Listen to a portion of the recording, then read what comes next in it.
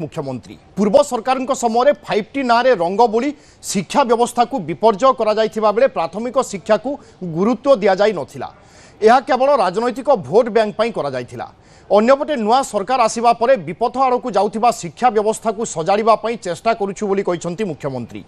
जातीय शिक्षा नीति 2020 रो कार्यकारिता एवं कार्यान्वयन नै आयोजित कर्मशाला रे एकथा कहिसंती मुख्यमंत्री। कार्यक्रम में मुख्यमंत्री मोहन माझी समेत केंद्र शिक्षा मंत्री धर्मेंद्र प्रधान, उच्च शिक्षा मंत्री सूर्यवंशी सूरज प्रमुख उपस्थित रही।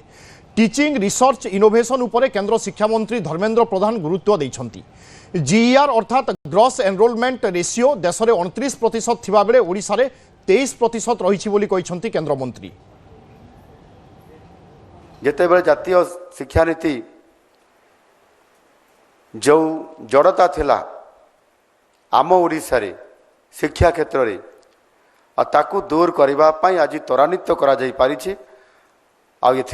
केंद्र शिक्षा मंत्री श्री धर्मेंद्र प्रधान सहयोग ही ओडिशा आज शिक्षा क्षेत्र में गोटे बड़ वैप्लविक परिवर्तन आने आम सरकार आसिला परे बारंबार बैठक बसी आलोचना करी ये बाबद आवश्यक समस्त पूरा टीम ओडिशार सहमति नहीं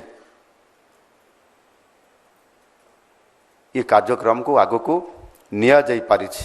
2 दिन धरी चलिबा पई थिबा वर्कशॉप उद्देश्य 2020 मसीहारू प्रणयन करा जायथिबा जातीय शिक्षा नीतिर क्रियान्वयन एक लेखाजोखा प्रस्तुत करिबा, अनुभव आदान प्रदान करिबा, गुड़िए मौलिक विषय उपरे आलोचना करिबा, से आलोचना आधार रे गोटे नुआ खसड़ा प्रस्तुत करिबा ये उद्देश्य रे ओडिशा सरकार करे प्रयास को मु अत्यंत प्रशंसा करुच्ची, अत्यंत साधुवाद जनाऊँगी।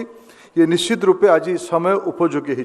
पीएम उषा माध्यम रे आमे पाखापाखि 776 कोटी 70 लाख टंका अनुदान आमे प्राप्य करिपारिछंती, जहाँ विगत दिन मानकरे एते अनुदान आमे पाई पारि नथिले। तेणु उच्च शिक्षा अनुष्ठान गुड़िकर विकास कथा कहतु कि जो उपांत दूरांत अंचल गुड़िक रही जो ब्लॉक गुड़िकर बिल्कुल उच्च शिक्षा अनुष्ठान ही नथिला, से भली 18टी ब्लॉक को चिन्हट करा जाय 18टी सरकारी महाविद्यालय खोल जाइछि।